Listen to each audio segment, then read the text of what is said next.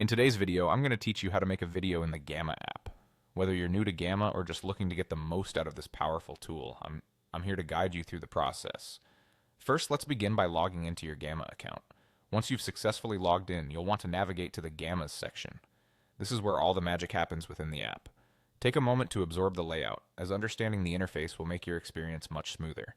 Next, you'll want to select a project. You can think of a project as the home base for your video creation process. Selecting it will expose all the components and tools you have at your disposal. When you click on a project, you'll be granted access to different spaces where you can organize various elements of your work. It's as if you're setting the stage for your video masterpiece.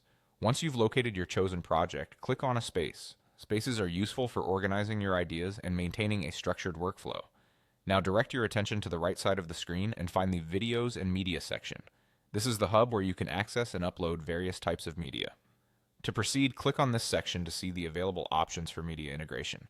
We're making excellent progress now. Choose a video platform you would like to integrate into your project.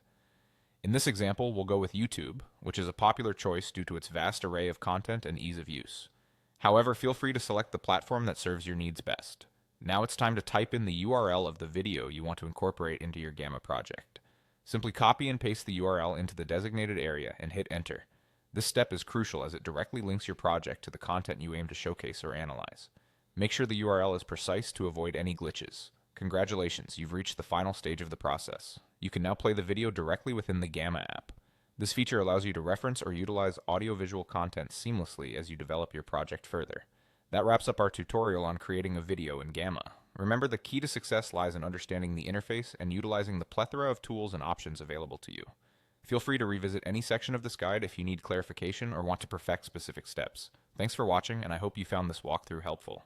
See you soon with more tutorials to help you harness the power of Gamma. Happy creating!